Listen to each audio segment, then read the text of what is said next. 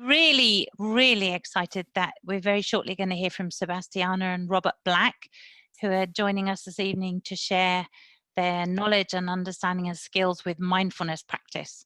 And I don't know how you're feeling, the rest of you, but after the last week and all the difficult news that's happening and the constant challenges of lockdown, I think we know that mindfulness is really needed by us and by our groups and probably our families too. So we're really glad that you're both with us, and we're looking forward to hearing from you both very shortly.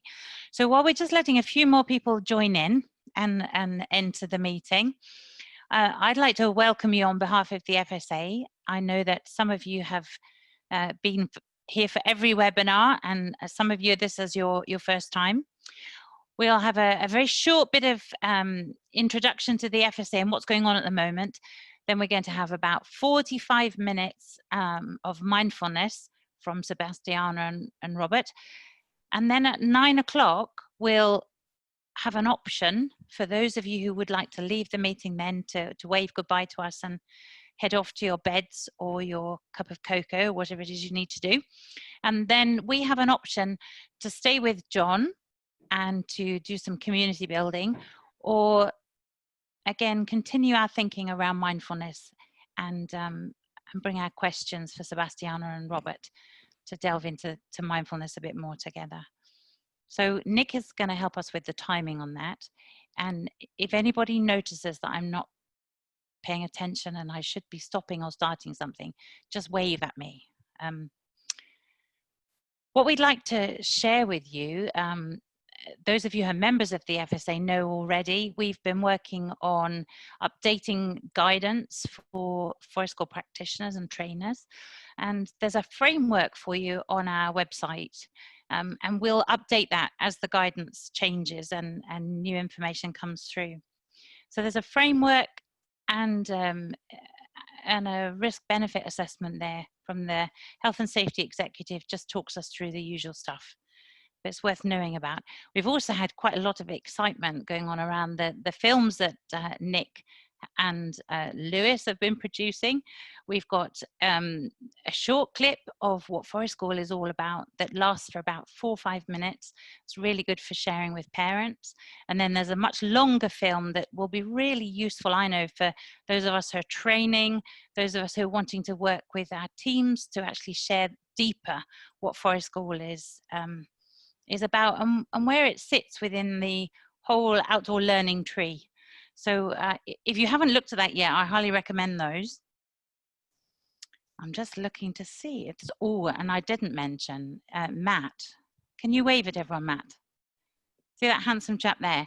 If you haven't yet seen his starring role, we have got some really brilliant new films that Lewis has been working to create, which will go through the questions that people ask us. And many of the questions that you probably get asked about forest school as well. We're going to have short videos that are going to be available. So I'd recommend that to you. And if you have any ideas for things that we could be adding into our questions or other films that you'd like to be developed, things that you'd find useful as resources, please do get in touch with us, because you know we are a membership organization and we're here to serve you. So please, you know, do keep communicating with us. Well, I'm doing that really quickly, Sebastiana. So I think we're almost ready. I'm just going to look at John. Some housekeeping, Sarah. And I was going to say, you're going to do housekeeping. Mm-hmm. John, have I missed anything? I don't think so. I think they were the main things. Okay. And just keep an eye out for, we asked you last week, or the last webinar, about conference. We're still, online conference, we're still chewing that over at the moment, and we'll do a bit more surveying. Yeah, and there's other stuff bubbling away that you'll find out about, I guess. Thank you. Yes, so Nick, you're going to talk us through some housekeeping. Thanks, Nick. That's brilliant. So I think people are much more excited and interested in hearing from you, Sebastiana and Robert. So I'd like to suggest that rather than me filling in for 6 minutes, I hand over to you. we're on the understanding that if we do get to the end of what you're going to share with us, that we'll have extra question time, which I think will be much more useful to people. So are you happy if I hand over to you now? I'm ready, yeah. Brilliant. Thank you very much. And we're so glad that you're with us. Thank you. Thanks a lot. So yes, thank you everybody. It's really good to be here. This is sort of a new format for me. I'm used to running, actually I've been doing quite a lot of mindfulness online recently, as you might imagine. I teach mindfulness for Norfolk and Waveney Mind. So I've been running courses for them. Gosh, it must be about 5 or 6 years now, running a course called Mindfulness for Wellbeing, and which is basically, if anyone's heard of it, a mindfulness-based cognitive therapy course, which supports people to work with their anxiety, depression, and various other sorts of challenges that go on for them. I also teach a course called Mindfulness, Mindful Self-Compassion, which is obviously more oriented toward a sort of developing kindness for yourself, and another one called Finding Peace in a Frantic World. So I've been running those various courses for a while now. I've had a long-term interest in nature and working in nature. So this is sort of a new, at a certain point I decided, no, I should try and bring these things together. I should try and get my two worlds together here.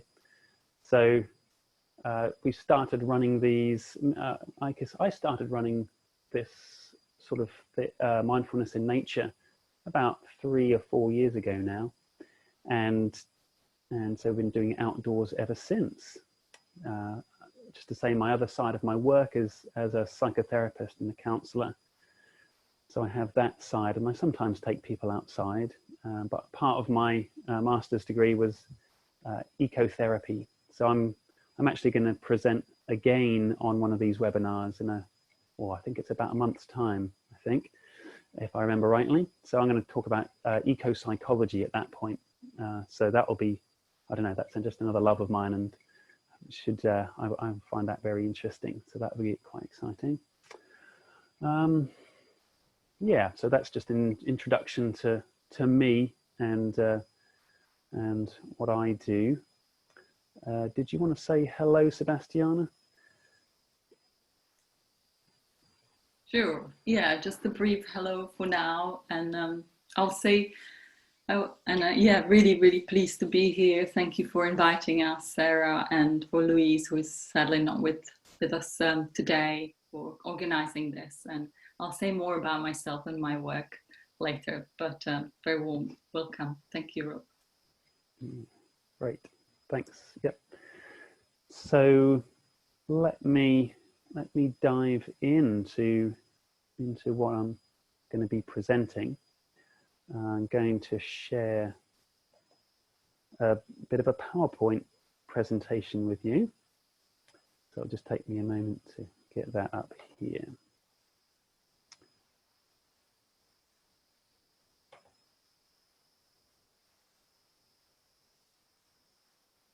Hopefully this is looking a bit different to what I did earlier, so I'm not quite sure what that's doing. I can't see what is actually happening, which is interesting. Now I know why other people get confused, because I can't see what I'm actually offering you right now. It's not the same as when I did it earlier. Can anyone tell me what they're seeing? At the moment, Robert, you can see your second slide, which is what is mindfulness. It's the John Kabat-Zinn. And is it the only thing you can see? Well, you can see you can see your slides down the side, but the main slide. So it's not on slideshow yet. It is right. now. Thank you. Yeah, it's got it. Now. Yeah. Thank you. So the first question really to address here is, what is mindfulness? Because in our culture, there is a lot of different ideas. There are a lot of different ideas out there floating around at the moment. it's sort of a bandwagon that a lot of people have hopped on, and I think we get I hear all sorts of interesting theories about what mindfulness is that I would tend to disagree with. So I wanted to sort of start to clear that up a little bit. So mindfulness for me simply means paying attention in the present moment on purpose with a kindly curious attitude. So it's quite a simple definition, and there's quite a lot in there actually, but I'll go on and unpack that a little bit as we move forwards. So this idea of leaving the present moment, is that at all, how is that even possible? So obviously the only part of our experience that could even leave the present moment would be our thoughts. You know, technically our thoughts are also in the present moment, but it feels like our experience is heading off into the future or into the past. So this is the way it affects us in challenging ways. And this is why we sort of think about it in terms of living in our heads. This is where our heads can take us off into different directions. And so mindfulness itself is about coming back to our present moment experience. And so obviously, well, how do we do this? It's our senses. Our senses cannot leave the present moment. They are always here. So we can always come back to that experience, and they can become our anchor. So mindfulness practice is basically learning to come back to our present moment experience through choosing a particular sense to come back to.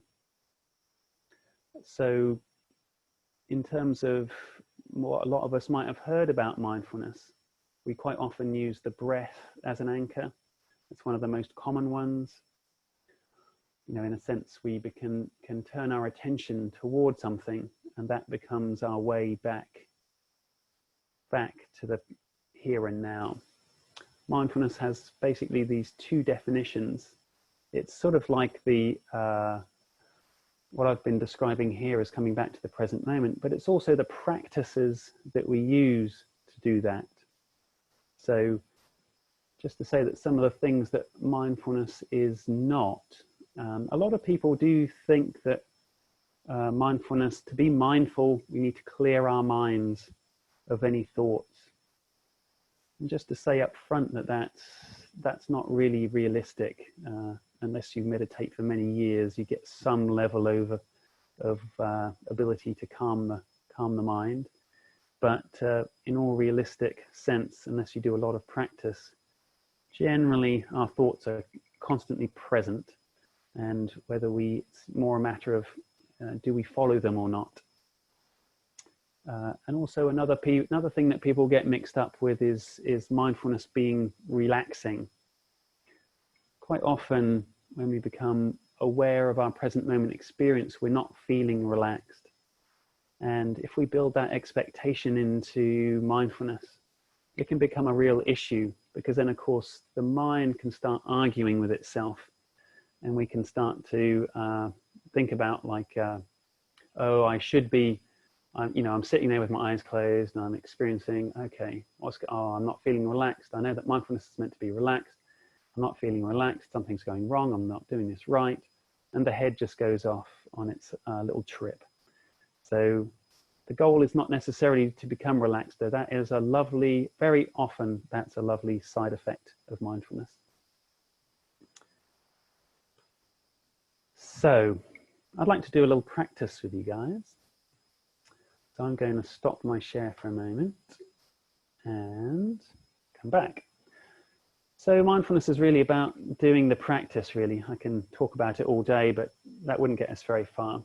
So what I invite you to do, if you'd like to experiment with a little mindfulness exercise, is to get your hand up somewhere in front of you here and simply start to observe it.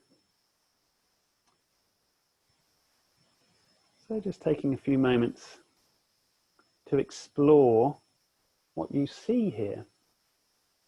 It might be that you don't often take a closer look here, but noticing the different colors, quite a few different colors there possibly. The different shapes and lines. Maybe it looks a little different in tonight's light as the sun goes down and the light starts to fade. And as a way of maybe feeling some of the senses, you might just trace, if I put my hand up here, you might just trace your hand with your finger and just feel that. See if you can do it quite slowly. And so here we're getting see what that feels like. See if you can really tune in to those sensations.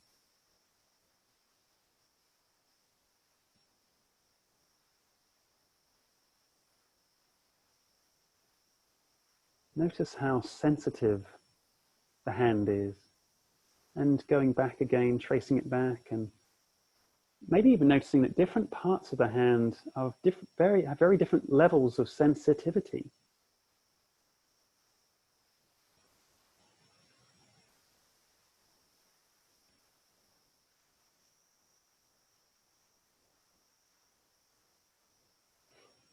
Maybe even coming across the palm of the hand and up and down the fingers, across the palm. Notice great range of senses, different types of feelings that go on in there.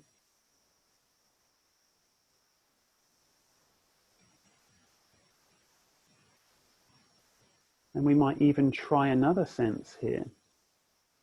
Try smelling your hand. In different parts of your hand.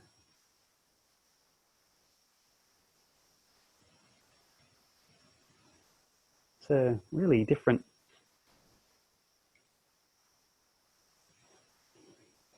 Like I can smell a little bit of the tagine I had earlier for dinner. There's different, maybe the onions I cut earlier.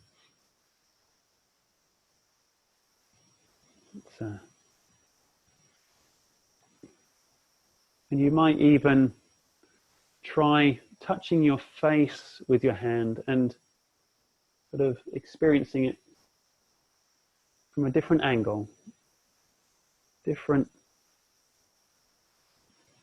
sensations there. And so you can stop now if you like, or continue.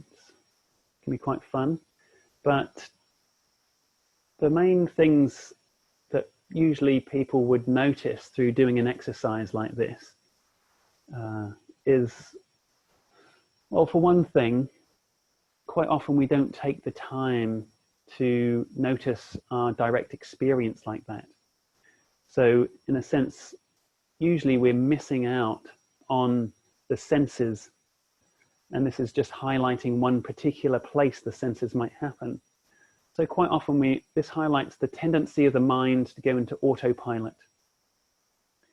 So basically, you know, the easiest example of autopilot is when you're off biking somewhere and you go into sort of like a daydream, and all of a sudden you've got around the next couple of corners and you're still biking along, or if you prefer driving.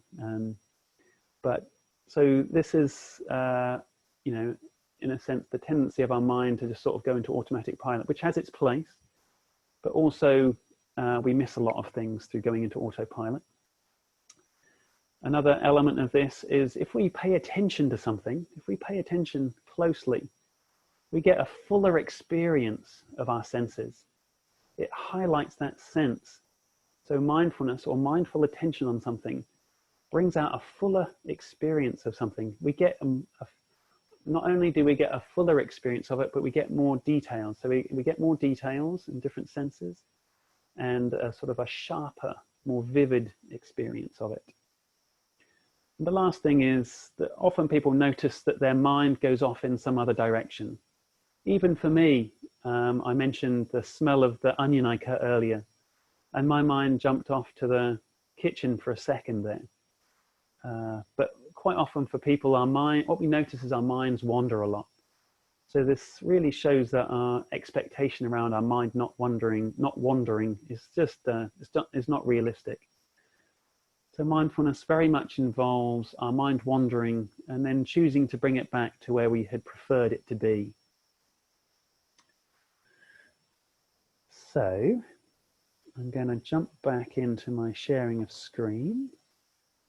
See if I can do it more effectively this time. Should jump straight back in there.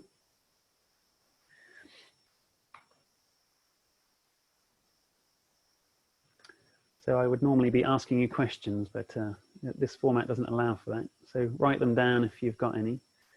Please do continue to put your questions in there. So I thought I'd bring up another definition of mindfulness because it really fits with our nature-based way of working.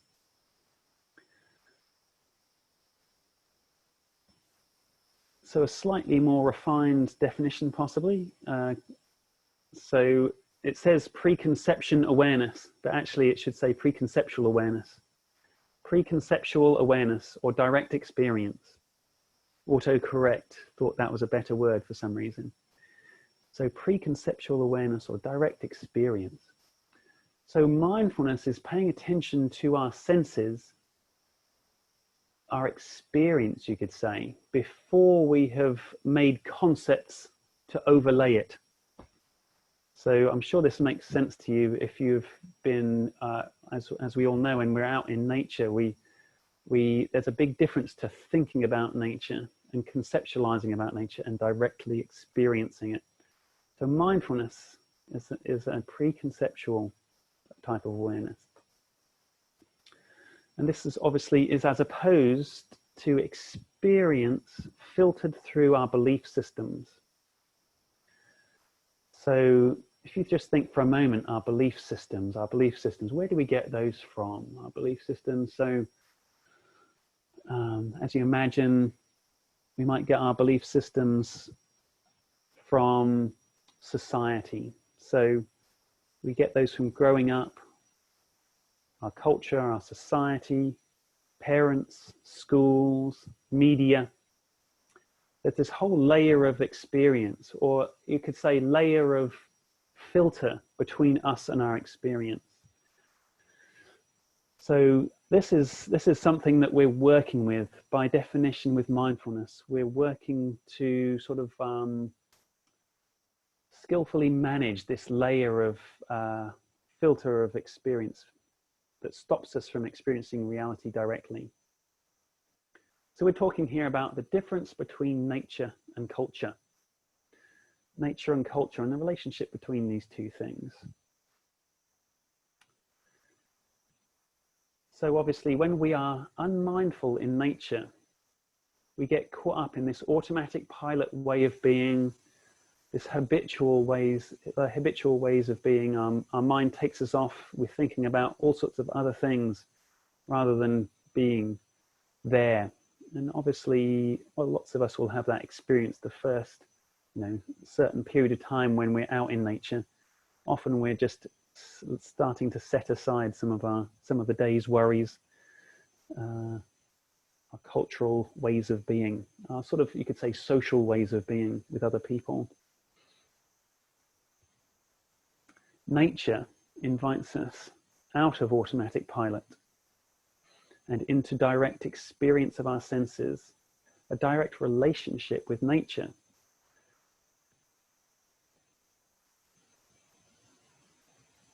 So I mentioned earlier this idea of mindfulness being non-judgmental. So this is basically what we're talking about here. Quite often our mind has judgments of our current moment experience and whatever's going on. And it all comes in quite without our own intention to be that way.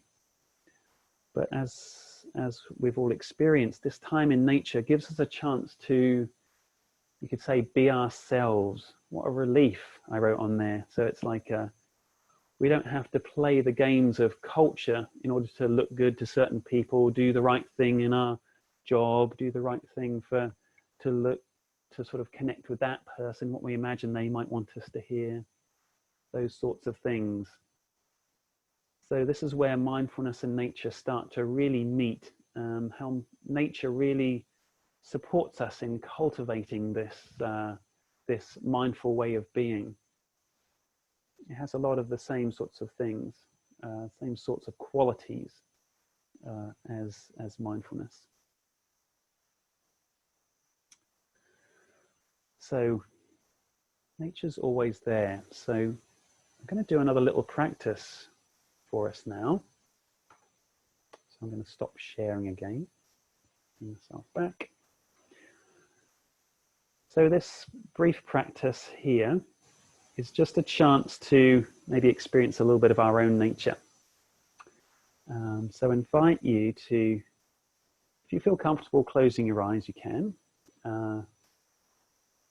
You can always keep your eyes open but turn them away from the screen, or something that will just give you a bit of a break from the screen. You can even turn your video off for a moment if you want to, if you feel self-conscious. And just allow your attention to come inside your body.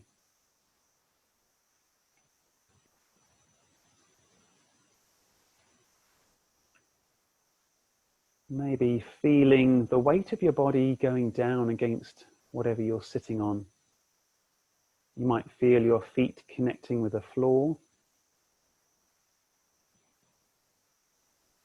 You might get a sense of the support of whatever you're sitting on.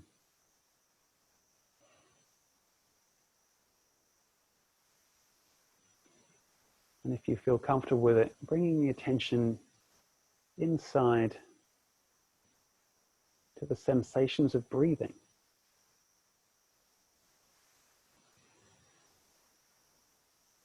If you can, just noticing what that feels like in your body.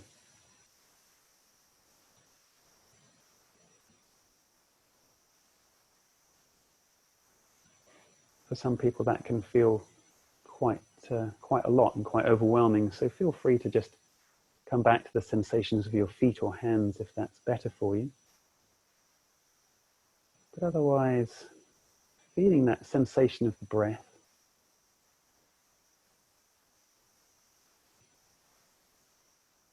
Even if the mind is busy and wants to wander off again and has all sorts of thoughts going on,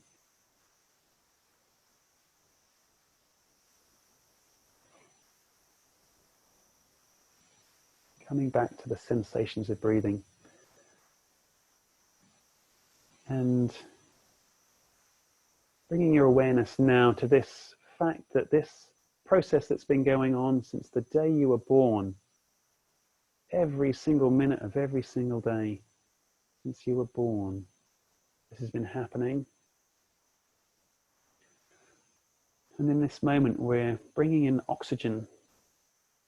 And this oxygen, this very oxygen that we're breathing in right now, that's keeping us going.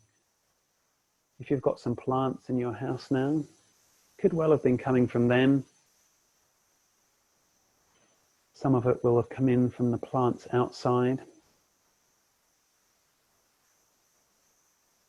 Some of it may have come from even the plankton in any nearby body of water. All sharing oxygen for us to breathe. So feeling that connection coming in. And then also being aware that of our own generosity of sharing carbon dioxide. Every time we breathe out, we're sharing carbon dioxide, so these plants can get a bit of a taste of that sweet carbon dioxide for them, that they can breathe in, that they can live. This constant exchange back and forth, this intimate connection with nature in every single moment. Maybe also aware that we're sitting here. The fact that Earth is underneath, right there underneath us is the planet Earth. The fact that we can sit here is that gravitational force created by that spinning Earth. Feeling that sense of connection to the planet, at least in that way, at the very least through gravity, connection to the planet Earth there. And maybe through that other sense of ours is that our imagination. You might just imagine the natural world around us. Maybe in your neighborhood there's some favorite parts of nature, your garden, or a tree that you like.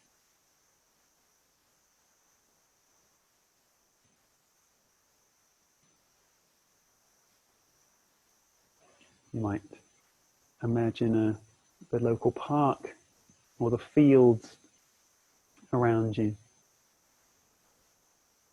Some place that feels like a connected place of nature. All this so close by.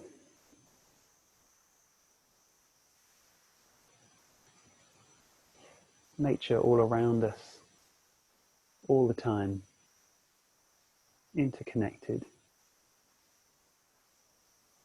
interbeing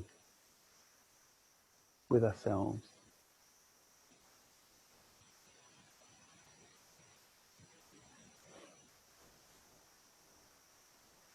And then, when you're ready, coming back to the sensations of sitting, feeling your body sitting on this chair, on this cushion, wherever you happen to be sitting, on the bed, wherever it is, feeling the support of whatever you're sitting on. And coming back to the session.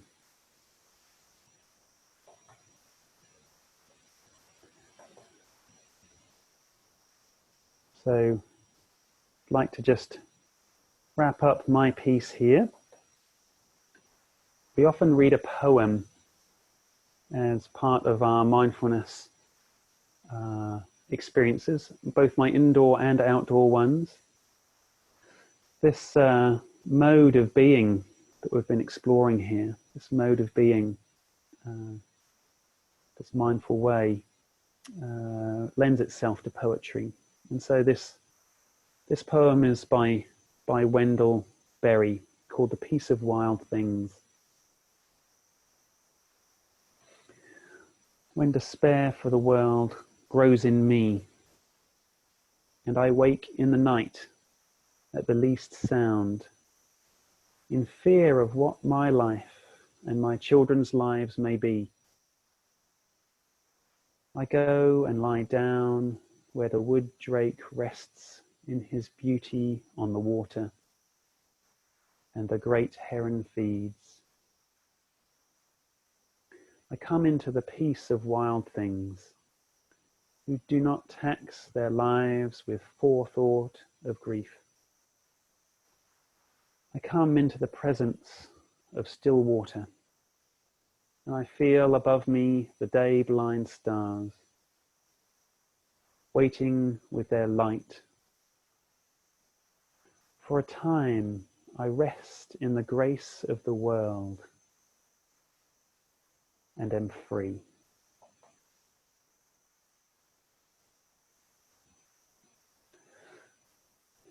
So with that, I'd like to give Sebastiana a chance to share some of her pieces. She will introduce herself, and if I have a bit of time at the end, I'll share a little bit more about what I could say. So if you're ready, Sebastiana, I'll pass it over to you. Great. Thank you, Rob. That was beautiful. Love that poem. Always love to hear it again and again. And thank you for your lovely introduction to mindfulness. And just to say a little bit about myself before I talk about my work with children and teenagers and incorporating mindfulness into my work. I've been working as a child counselor, an integrative arts child counselor for the last 10 years about, and incorporating mindfulness into my work whenever I can, really, mostly indoors. We're not lucky enough to have access to outdoors in where I work near the airport here in Norwich on industrial estate. But I had some brief kind of experiences of working with one of my clients, actually, in a garden, and that was really fruitful, just bringing a client into a natural environment and seeing how that can enhance our work, playing together, for example, hide and seek outdoors, helping her to pay attention to the natural world around her through her senses was really important, and it kind of tempered a little bit that intensity of our relationship by her being able to relate to nature rather than just myself, and me being really curious about what she finds interesting in nature as we played and were together in that garden, and then she was able to draw her experiences. So that's just some of the work that I've been able to do outdoors in my clinical work as a child counselor. I also use creative arts quite a bit, and sensory work, which I find sometimes more accessible for children than pure mindfulness. Developmentally, children are not always ready to sit quietly and do breathing exercises, and creative arts and sensory different sensory activities can be a bit more accessible for them and take them to a similar kind of state of consciousness as mindfulness would. Kind of takes them into a more grounded place and a more embodied place as well. So that's creative arts and sensory work, and I will give some examples of that later when I go into some activities that we'll be doing together. I use mindfulness also a lot in psychoeducation when I work with parents and carers and schools teachers. I often share with them mindfulness activities, either sensory based or creative arts based, or short breathing exercises, and I will share these with you as well just in a little while. In my kind of early 20s, I did some work outdoors back in Prague, still as a student, working for an ecological education association for ecological education, taking children outdoors and helping them to deepen their connection with nature. And that was quite a formative experience for me, and definitely inspired me to keep going. And I've got quite like Rob, quite a fond and close relationship to nature. Nature really inspires me in my creative work, songwriting, poem writing, and it's also a big element of my self-care, going into nature, walking, and finding solace in nature and inspiration.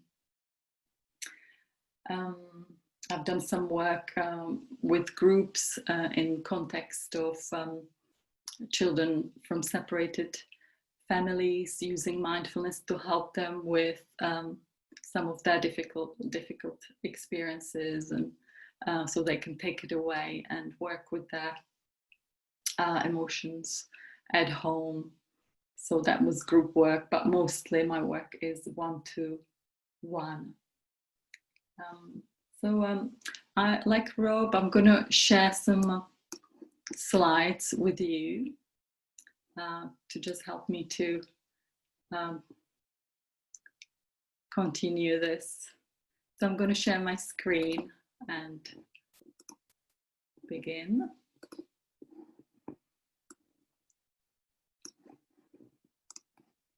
So it's not such a slick, beautiful slide as Rob had. He does this all the time. So mine is, yeah, just like this. So I wanted to begin by talking a little bit about our role in the context of sharing mindfulness with young people, because I'm coming from, as a therapist, from a kind of more relational place, and I'm very much attachment, inspired by attachment theory and developmental theory, and I feel that our relationship obviously very much matters in terms of conveying what mindfulness is. I feel like we can model that really well for children if we ourselves are in a mindful state. So that's why practice is so crucial, to embody these mindful states, and like I said, model them for children. So because children will pick up on how we are, and you know what is happening with us via mirror neurons, which we all have in our brains, and so it's very important that we are in a kind of a more thermostat. I like to use this metaphor of thermostat rather than thermometer. So we can, in a kind of even way, and regulate it. And mindfulness can very much help us with that. When we are with children, bringing these mindful states, bringing an intention in, and being attentive to how we are within ourselves, I think really matters. So what I mean by thermostat is just keeping even rather than going up and down with a child that might be dysregulated, and helping them to regulate. So that's where the co-regulation comes in. So our attitudes as well very much matter, because they will be kind of transmitted to the children that we're working with through what we know about neurobiology of relating.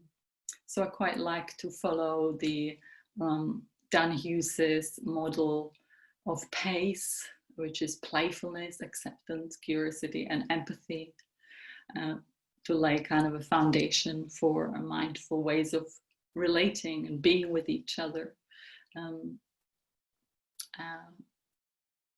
Acceptance, very important. Curiosity, I mentioned in the beginning, me being curious with my client when she was in that garden was really important, rather than moving on to the next thing, just showing real curiosity about her experiences. Some of the exercises I will share with you later, they're mostly kind of directive, adult-led, which might not always be appropriate. Some children can't really follow adult that well, and we will need to follow them. So curiosity will really help us to be with their experiences and to maybe expand on what they are interested in, and stay with these experiences and go deeper into them. I like to also use a model from TheraPlay, which I'm also currently training in, and bring into my work structure, engagement, nature, and challenge. So in any mindfulness, or creative arts, or sensory experiences, remembering these, I think they really help in terms of children's development, help to hold things together, making sure that things are well structured and they have a beginning and an end, and that they're engaging, and that there is an element of nurture. Often that's by bringing in kindness, soothing, and some appropriate challenge as well. A little bit about benefits of mindfulness for children. It's, whether we indoors or outdoors, brilliant for development of self and body awareness, emotional regulation, executive functioning like impulse control, just children being less impulsive, and greater resilience. So I think I already mentioned that children are not always developmentally ready to sit and be mindful and focus on their breathing, and that sensory approach might be much more appropriate and engaging. So just a little bit more on that, and bringing in physical component as well can be more engaging in mindfulness, outdoors or indoors. So I like to use this model that Dr. Dan Hughes put together, the wheel of awareness, where the hub in the middle, so this is the rim, the spokes, like the wheel. The hub is our awareness, our knowing of what's happening. The spoke is our attention. And then here we've got all the senses, that the experiences that are coming into our awareness. And by just bringing the attention to the senses, we're strengthening the hub in the middle. And we are also potentially taking our minds off thoughts or beliefs on the other side of the wheel. There's also nature actually mentioned here. So connecting with nature can strengthen that hub of awareness in the middle. And that can, all that can be really regulating that attentiveness to what's on the rim. So I would like us to now think about some practical activities that you might be able to try in your practices, in your work with the young children. So the first one I wrote down here is using superheroes and as a way to engage children, and thinking about sensory work, thinking about spidey senses, and helping children to engage with all the different 5 senses by asking them to be a Spider-Man. So let's all of us now, I'm just going to unshare this and appear for a bit.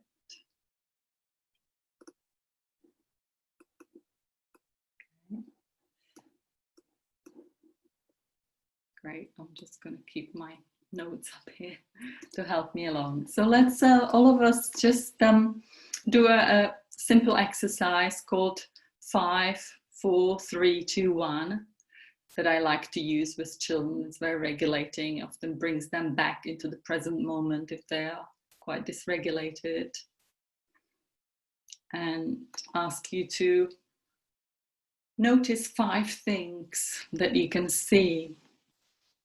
So just look around and just with your sight, notice 5 things you can see. Just name them for yourself. Then 4 things you can hear.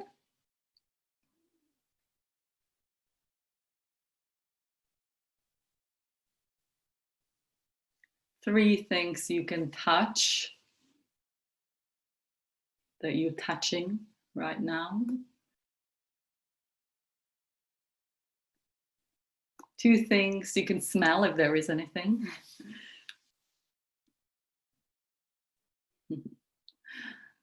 That hand again. And 1 thing you can taste. And sometimes there can be, oh, I can see people drinking, so you might be tasting water, or got some other aftertaste. So sometimes if that's too hard for children, I quite like to use one thing that you like to bring them back to themselves. And often by the end of that short exercise, children are a little bit more regulated, a little bit more settled, because they were brought into that hub of their awareness. Other thing that you might try with children outdoors, specifically, is getting to know a tree with all senses.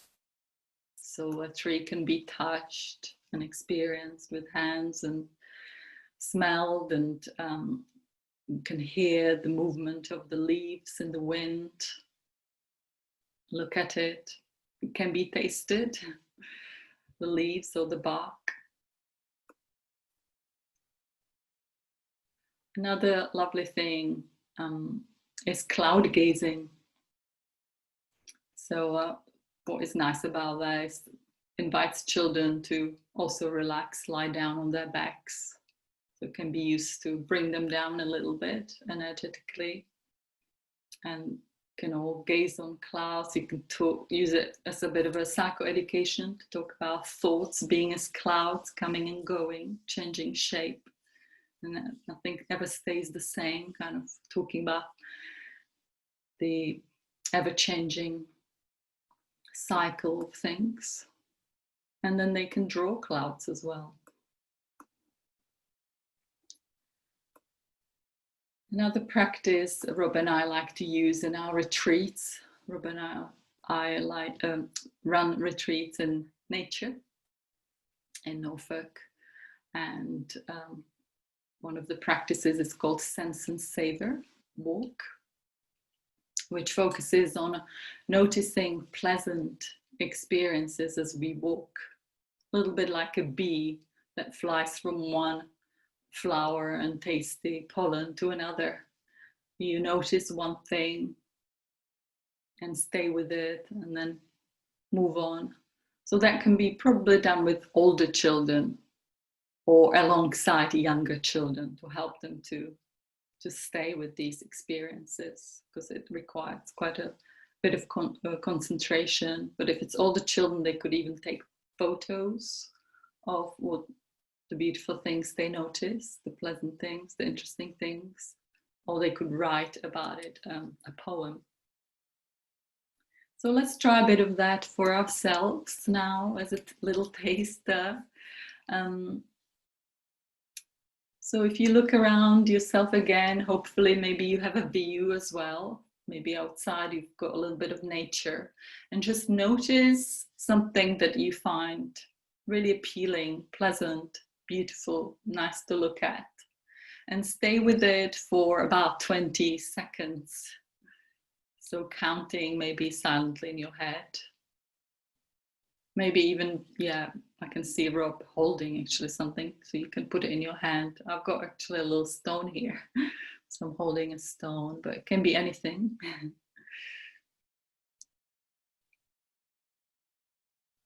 And then, so I've got here, we lingered on it, and then we let it go. And we move on to a next object that brings your attention that you want to focus on.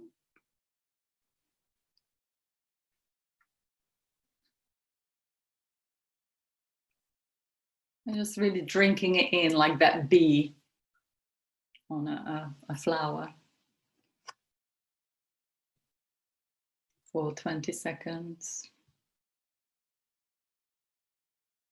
Drinking it with all your senses, mostly sight, but maybe you can touch it. Feel it with your hands, and or maybe hear it.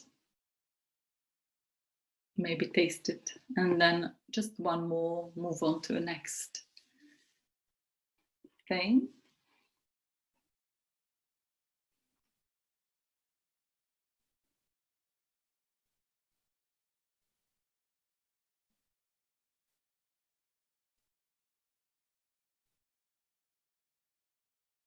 Okay, lovely.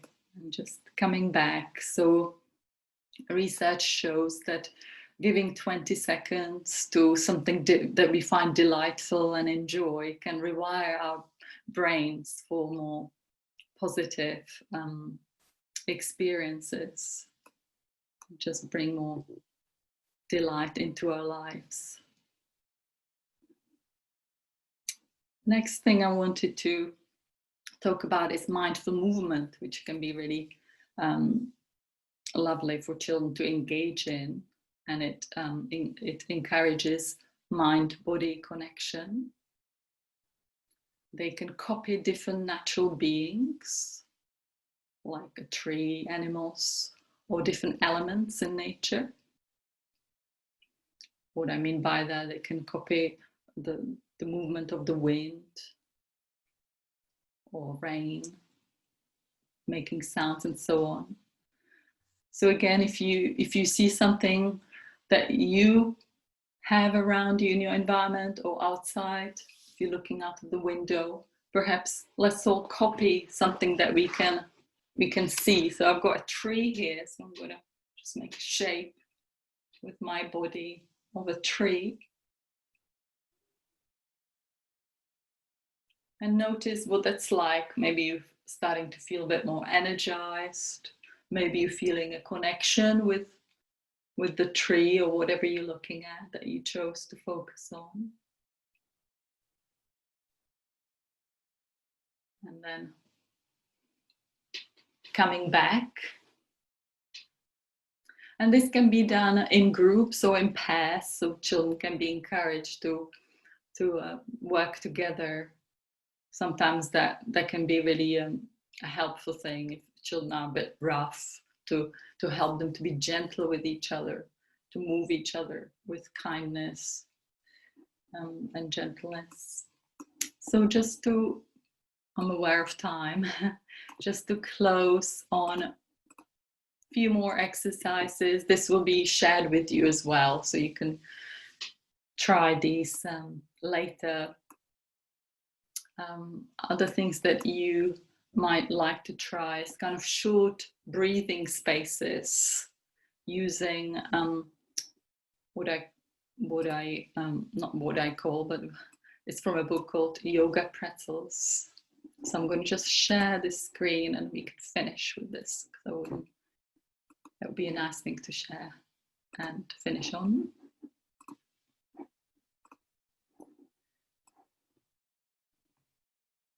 So I love these yoga pretzel cards because they can be really great for children who are either quite up, they have high energy, or that are a little bit low or sluggish or tired.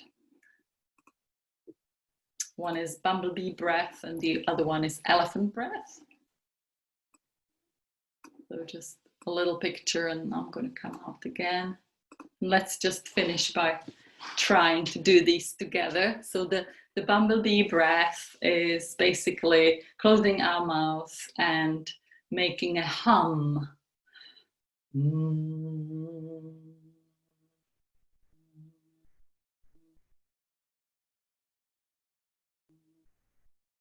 could even try and close your eyes and just enjoy that vibration.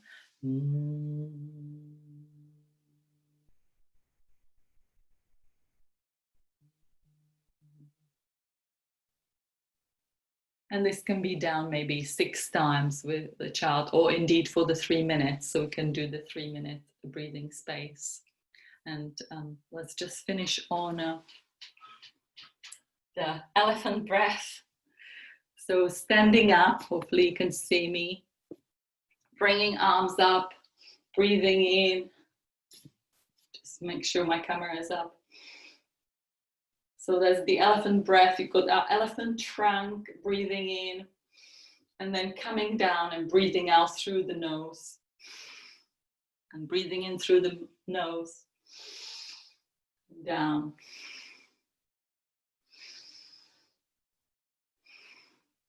And one more time, last time. Great. Fantastic. well done for giving it a go. Hopefully that was a nice stretch. So I'm going to leave it there. Thank you all for listening, and hopefully, like I said, the other exercises will be shared with you. There is quite a lot, but I wasn't able to fit it all in. But I hope that was helpful, and thank you again, Sarah and the crew for having us. And there might be some questions now, I believe. Well, thank you very much, Sebastiana and Robert. That was fascinating and really, really relaxing. I think at one point I nearly fell asleep. I don't know if anyone else had that moment too. But wonderful to spend time with you both and hear about your work. So what we're going to do now is say thank you and goodbye to those of you who need to leave us. So if you could give us all a wave. This is your moment to escape, and we hope you'll join us again. We've got the questions that have been written down, so we'll take those with us. Nick is going to take us all, I think, into the whatever that room's called, breakout room. That one. He'll take us to that room. I had elephants on my mind then. I was completely thinking elephants. Yeah. So we're all going to go to the breakout room, and then if we would like to go back and spend more time with Sebastiana and Robert, you'll need to leave the breakout room. If you'd like to stay in there with John and do some more community building and chat with each other, please do that. And the way you do that is by pressing the leave sign right at the bottom right hand corner. When we all go in, you have to, if you want to come back in to be with Robert and Sebastiana, just click on the leave.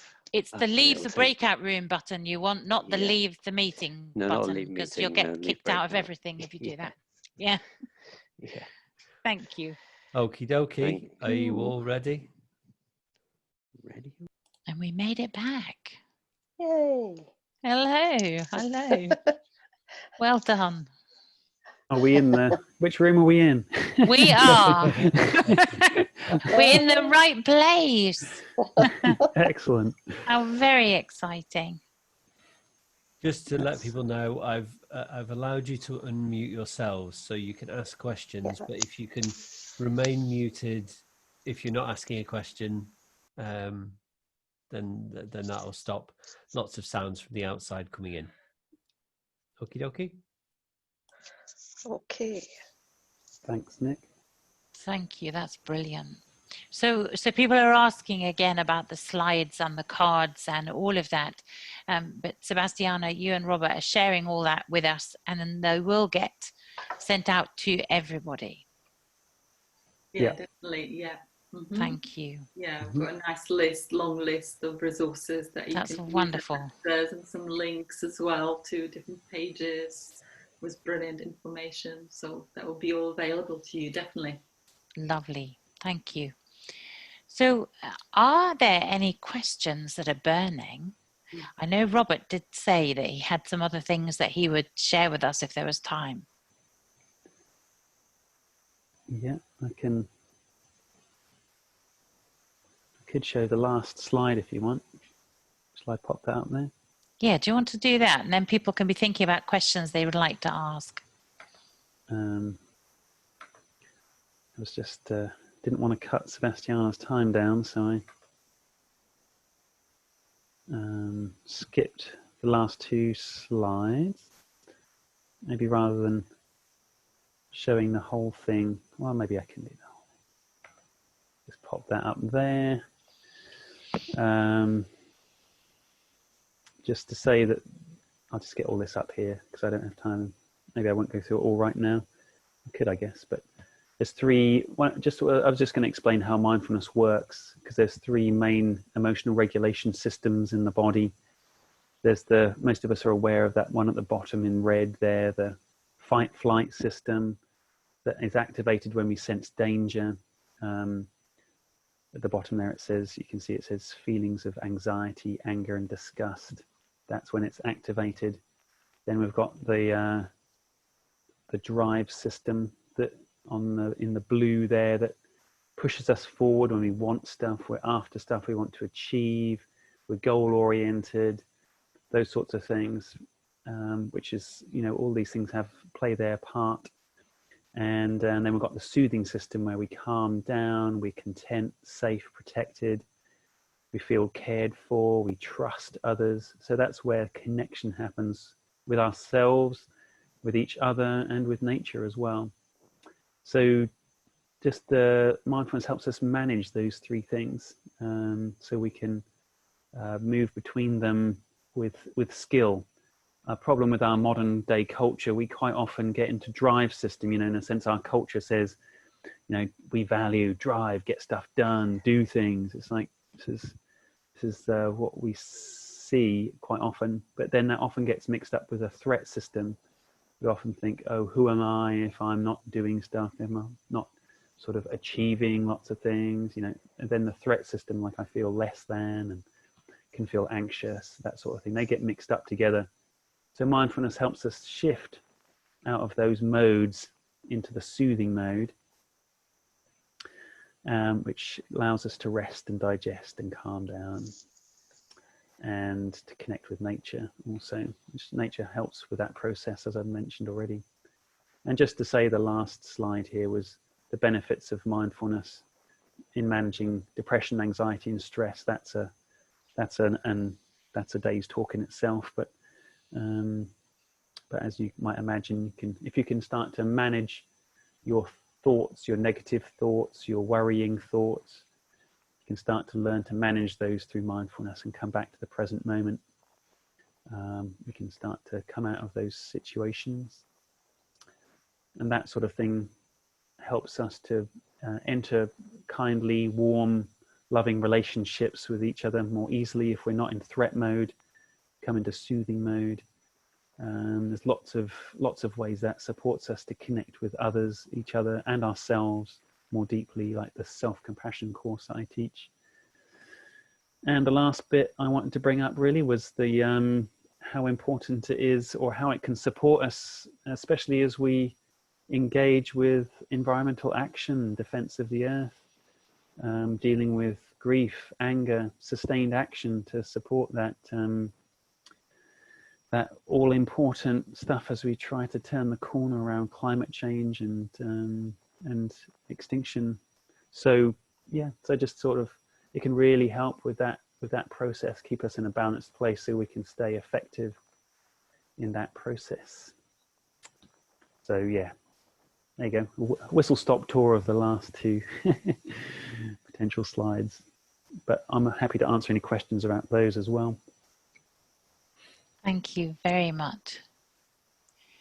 So we're having a difficulty with unmuting, and I think, have we still got Nick here? Yes, I'm still here. Okay, so people are saying they can't unmute, but Louise has got a question, I believe. Try it now. Yay! Yay! There we go. Hello, Louise, go for it. Success. Hi. Yeah, hi, Rob and Sebastiana. Thank you. I've really enjoyed your session tonight. You mentioned that you do retreats, and I'm just wondering if you can share that information with us as well, please, because I'd be really interested. Yeah, we'll definitely share that. We've got a Facebook page under Mindfulness and Nature. Okay. And we're going to share this anyway with our information. And my website is called robertblackcounselling.co.uk. robertblackcounselling.co.uk. Okay. And we use a page on that site there for our stuff at the moment. Thank you. And then I have one more question. I'm an early years teacher, so I'm really interested in. I try and practice mindfulness with my forest school sessions with my little ones. Lovely. And I like the idea you were saying about the 5, 4, 3, 2, 1, Sebastiana, and spotting things. I think that's something they could relate to. But yeah, getting them to be mindful, and I do sit spots with them, which is my way of getting them to try and take in what's around them, and and encouraging them to close their eyes and really use their senses. But I just wondered if you had any more strategies for getting those little ones to be mindful. Yeah, sure.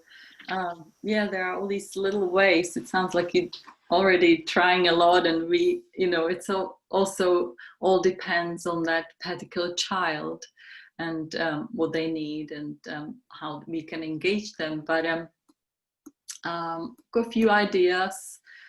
Something that works quite well with children is engage them in listening to a sound of a bell, and counting their breaths as they're listening to, as you know, these bells that you can kind of chimey bells that you can strike together, and it's quite a piercing and long sound, and children really get into that, really catches their attention, and then they often enjoy to take turns and strike the bell, and there they go, and often, you know, their energy comes down as well, and it regulates them.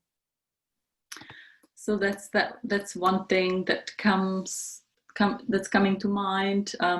I also use a variety of breathing exercises, like smelling a flower and blowing out a candle. So breathing in through the nose, smelling a flower, and breathing out, blowing a candle.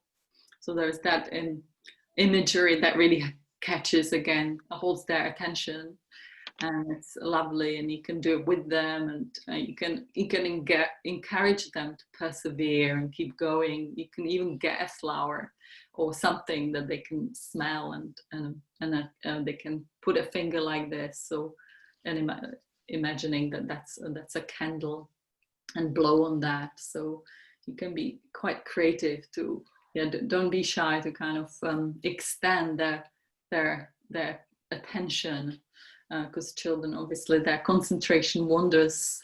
So yeah, gently, of course, but yeah, just bringing them back and try again, as long as you think they can manage. And then, yeah, extending that window of concentration for them. Then in yoga pretzels, you've got a lot of other breathing exercises, so you can move from one to the other to keep their interest going, and to include their bodies as well. So you can be standing up and lying down. It just depends, again, whether they more hyper aroused or hypo. I also like to use something called body breaks. That's from a book called Awesome and in Control. And these are different body movements that you can use, again, for children, either when they energetically up or down, or when they fast or slow or emotional. It kind of, each exercise tells you what it's good for, so it's really helpful. And that will be on the resources list of resources as well. So things like palm pushing and finger pulling and kind of pretzels like that. It's a lot about integrating both sides of the brain, and yeah, the kinesthetic movement somehow regulates the emotions and calms the body. So body breaks I really like. Includes also a massage of a hand, for example. I do that with one client that I work with weekly. We do it always in the beginning of our session. So I see him often after break, playtime, and in school.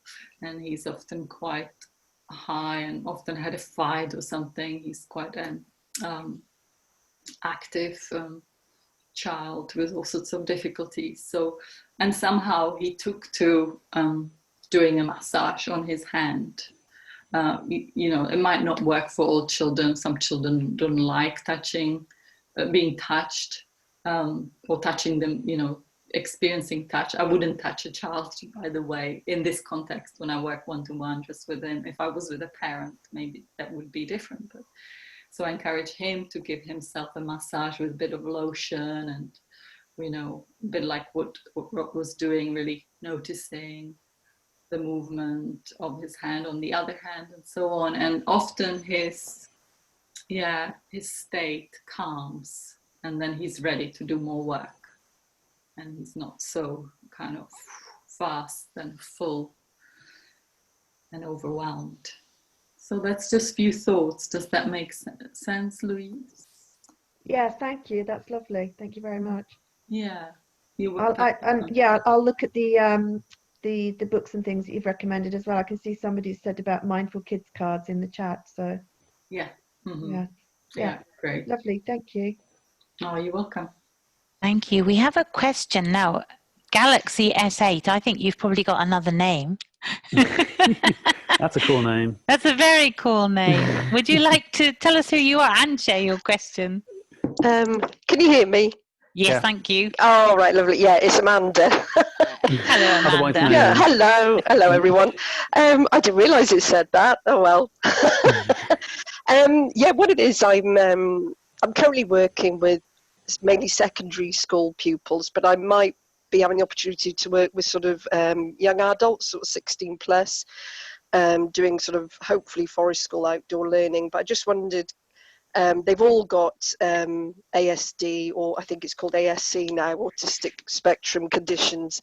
So I just wondered if there was anything in particular that you think might work well with them. I mean, I've not met them or anything like that yet, so I'm a bit in the dark, but anything that you could help or suggest would be very grateful. Good question. Yeah. I mean, interestingly, I thought a lot of what you were saying, I don't know if you've heard of Thrive. I've done some Thrive training, and quite a lot of what you were talking about sort of, really resonates with what they, on the training for that. And so that was quite interesting. But I don't know if you've got any ideas that I might be able to use as something to suggest when hopefully I get to do some work there. Yeah, specifically ASD, you said. Yeah, they are. Yeah. So I haven't worked with that many clients with ASD, but I've done some long-term piece of work with a young man. He was only 12 or 11.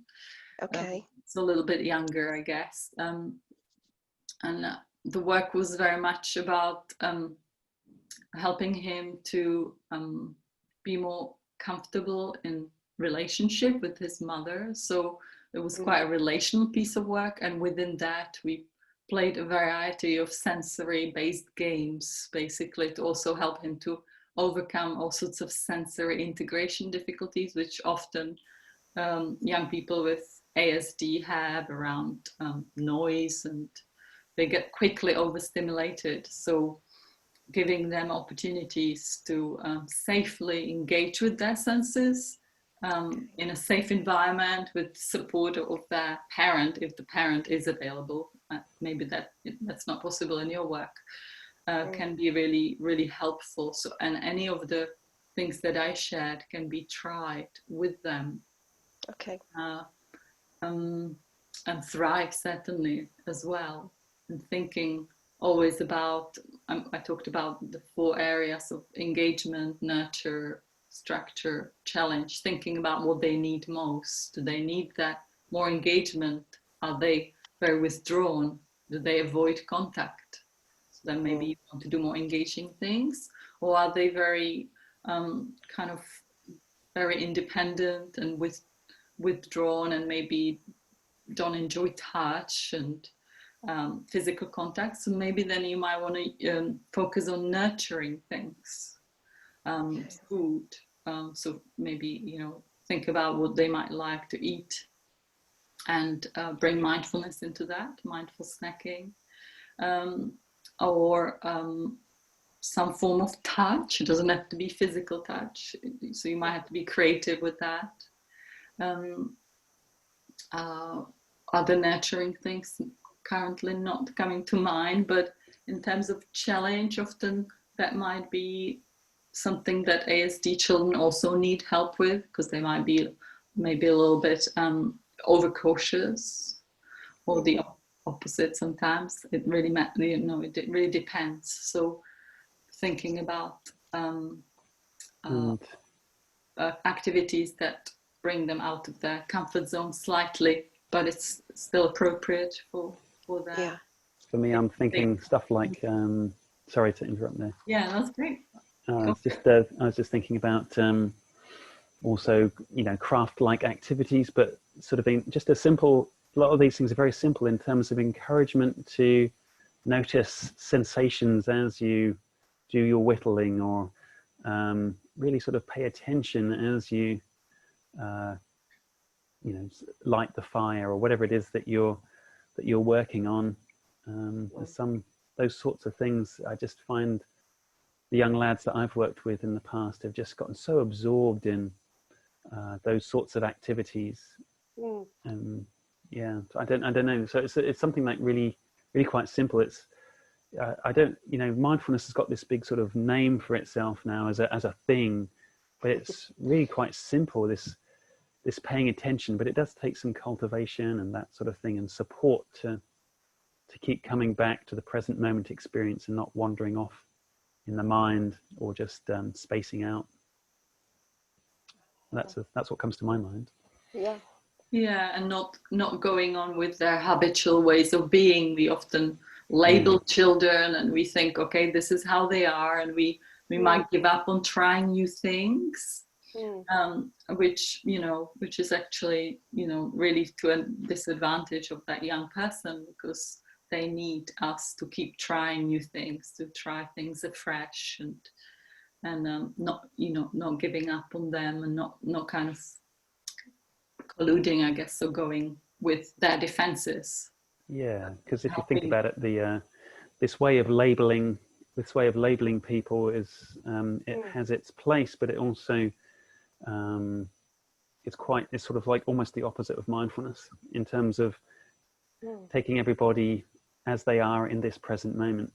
So that can be sort of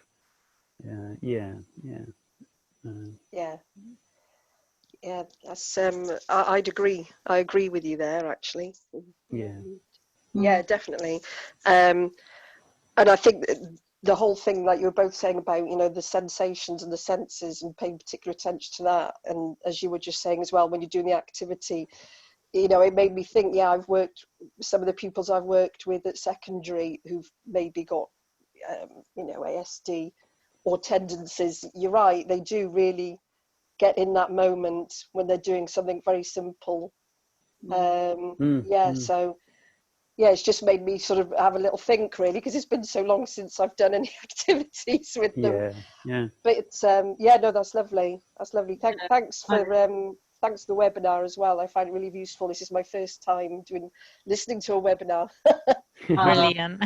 Well, you've done well to avoid the thank you. so Thank many. you for the thank you for the messages as well. I've seen some messages pop up with ideas from others. So that's really super. We've got 2 or 3 questions that I think kind of have some connection with each other.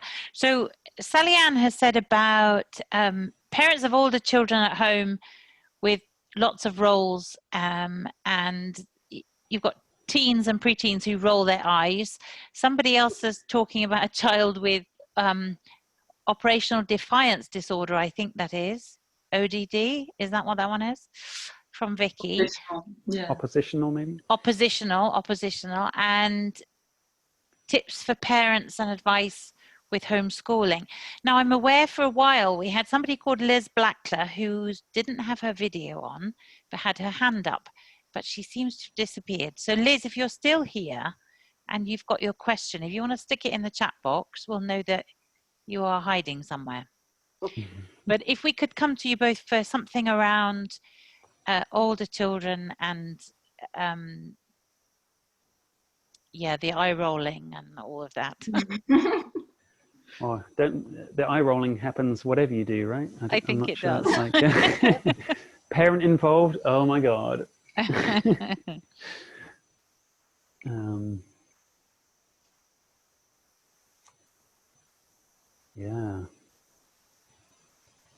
So I think this is around being at home and not being out with our groups. It's how do we do this with our own families? Gosh, for me with families, it's my experience with that sort of thing is it's about doing it. In a sense, you've got to lead by example, is my experience, and you can't really and not being able to force anyone to do something they don't want to do. So there's, in a sense, people get curious. Kids get curious when they see it happening, in my experience. So it's like, oh, you fancy this? Wow, I really enjoyed that. At dinner time, I say something like, wow, God, I really enjoyed doing that. That was fun, and this is what I experienced. And you want to come tomorrow? Or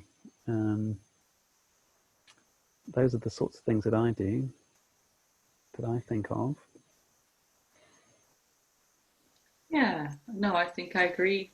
I agree with that. It is obviously very developmentally appropriate that teens are a bit more defended or are more focused on building a relationship with their peers than hanging out with their parents. So we just have to be mindful of that. And now obviously they deprived of that because of lockdown. So it can be really frustrating for them. So just noticing perhaps, and being curious about where they act and wondering out loud about their feelings, helping them to name how they're doing, what is the rolling of the eyes about. Being curious perhaps might help as well to get a better sense of what's going on for the young person, and then that the relationship can just be strengthened by some mutual understanding of what is happening. So that's the relational bit, I guess, being accepting and having empathy and being curious, and then from there maybe some playfulness can come again. So that really highlights what you said there, Sebastiana. Really highlights the importance of mindfulness in communication. Yeah. So noticing my own emotional responses and supporting young people to notice their own emotional responses to things and giving it names, and so that develops mindfulness in communication and in connection between each other. And so maybe you don't get to do the mindfulness of looking at a tree or whatever, but you do get to have a more slightly more adult conversation over time, maybe. Yeah. So very much depends on the relationship, and yeah, working on these relationships is very important. But always taking kids and young people outside is always a really brilliant thing, and engaging them physically can be a really fantastic thing in nature, walking, cycling. Thank you. Probably Thank you both. And we would have so many more questions. There's a message. Our time is up. We're about to be joined by everybody else. So I'll say one thank you now from everybody.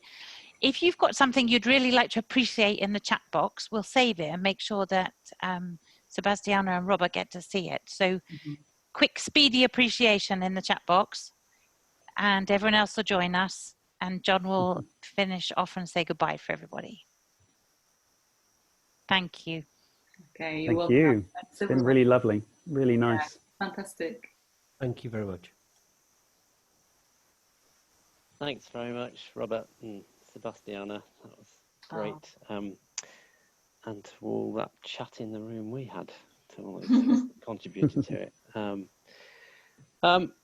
So I thought we might finish in the normal way and do a little song, which for me sort of links to the theme of tonight, because I always think actually mindfulness is about coming home, coming into our bodies, coming into the present.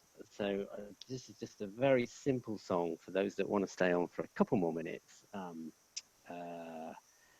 which goes a little bit like this. I hope I'm not going to freeze. I'm just going to sing it through first, and then put you all on mute.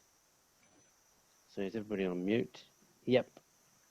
Which means you don't have to sing with me, but I'll sing it through first, then sing line by line. It's only about 3 lines, and then we'll all sing it together with you all on mute, and then we'll probably, once we've sung it a couple of times, it's a very short song, we'll unmute and just hear the cacophony, because it is a cacophony, just to finish off with, because we're not all synced. So some of you may know this. It goes like this. Home, I'm going home, I'm going home to feed my soul. Over the hill, over the hill, over the green, green hills and far away.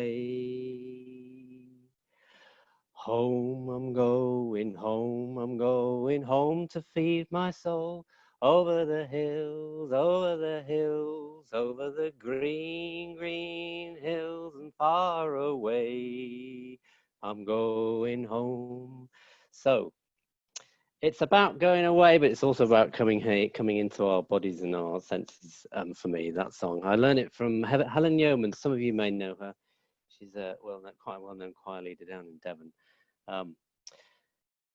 So if I just sing the first couple of lines, and then you can sing it back with me, and then the second couple of lines you'll sing it back, second couple of lines sing it back, then we'll sing the whole song together a few times, and then we'll just unmute ourselves and listen and just say goodbye.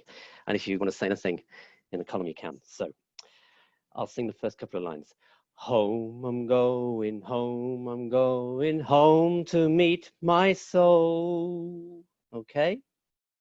So it's home, I'm going home, I'm going home to meet my soul. Again.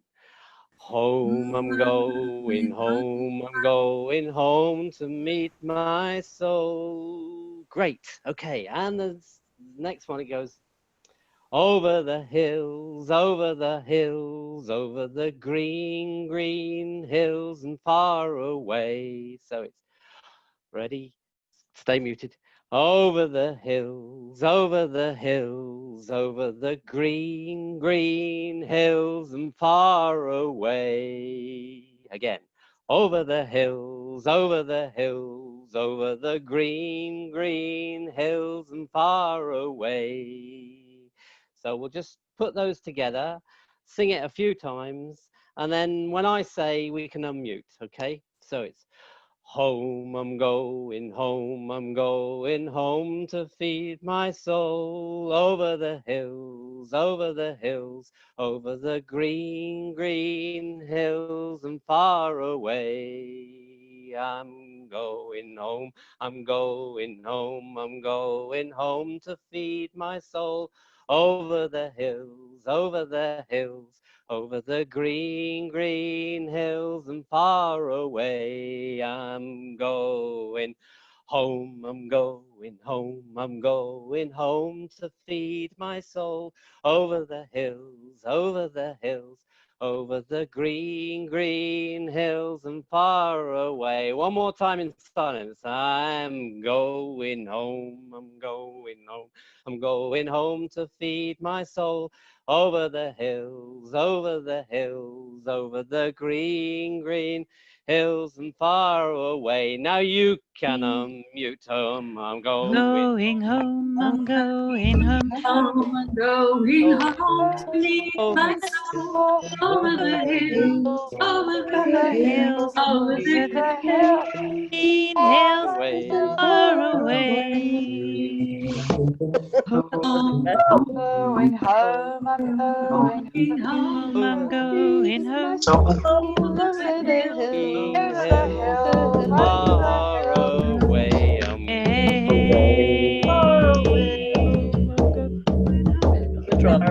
Thank you, everybody. So well, mindfully. Thanks, John. Thank you so much. Everybody. Loving the drums.